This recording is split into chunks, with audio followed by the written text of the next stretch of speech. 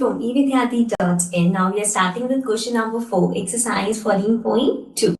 So in this question we have factorize. So आपको इसे factorise करना है. अगेन हम पहले देखेंगे इसमें हम कुछ कॉमन ले सकते हैं या हमें कोई आइडेंटिटी अप्लाई करनी होगी.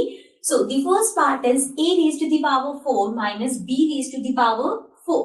यहाँ पे दो टर्म्स है लेकिन दोनों टर्म्स अलग है, इसमें से कुछ भी कॉमन नहीं आ सकता है, लेकिन हम यहाँ पे आइडेंटिटी यूज कर सकते हैं. So for that I can write it as a raise to the power 4 है minus b raise to the power 4 है. यहाँ पे इसमें कौन सी आइडेंटिटी लग सकती है? सबसे पहले तो a square minus b square, right. दो टर्म्स है, यहाँ भी दो टर्म्स है, and this is equals to a minus b a plus b, right. So अब ये जो है हमें इस तरह बनाना है. So a raise to the power 4 का मतलब क्या है? a स्क्वायर कैसे बना सकते हैं? So I can write it as a square raise to the power 2. So ये हो गया a raise to the power 2 2 जा 4. सो ये आ जाएगा a raise to the power 4. Then आगे हम इसको लिख सकते हैं सेम इसी तरह b square raise to the power 2. अब यहाँ पे जो हमारा इस फॉर्मूले में a और b है वो a स्क्वायर और b स्क्वायर हो गया. ये कंफ्यूज नहीं होना कि a स्क्वायर ये ही है या उसका स्क्वायर है, ठीक है. आपको ये देखना है कि यहाँ पे जो a है this is this term. Just because उसका नाम सेम है वो सेम नहीं हो जाता. ओके, a स्क्वायर मीन्स ये a है और उसका स्क्वायर, ये b है और उसका स्क्वायर.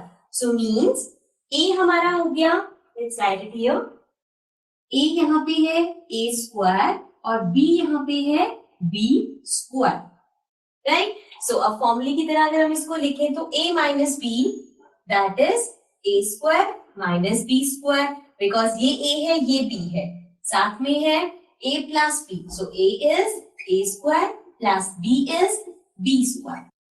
अब यहाँ पे तो a square plus b square ठीक है, लेकिन यहाँ पे जो है a square minus b square ये तो फिर से फॉर्मूला बन गया. सो हम इसको लिख सकते हैं. अब यहाँ पे देखो, अब ये a square minus b square है, सो यहाँ पे a जो है वो a ही है, a स्क्वायर नहीं है. So this a square will be written as a minus b a plus b और उसके साथ फिर ये वाला a square plus b square. So this is the answer. Okay, now moving to the next part that is p raised to the power 4 minus 81.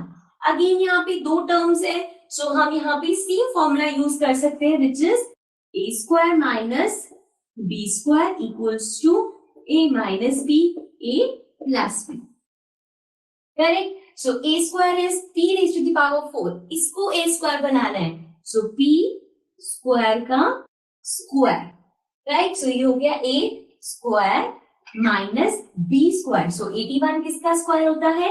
9 का, right. So a हो गया p square और b हो गया 9. Let's write it down. यहाँ पे हमारे पास a आ गया, p स्क्वायर और b आ गया 9. अब हम इसको लिखते हैं, this will be p square minus 9 and p square plus 9. Again ये जो p स्क्वायर प्लस 9 है इसको साइड कर देते हैं. यहाँ पे जो p स्क्वायर माइनस 9 है इसमें फिर से हम फॉर्मूला अप्लाई कर सकते हैं, ये वाला. कैसे?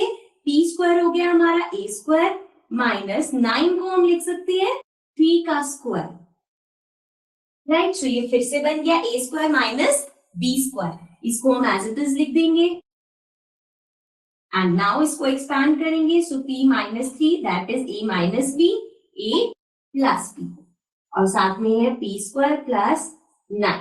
This is the answer. Okay, this was part number 1 and 2. Now let's come to the next part.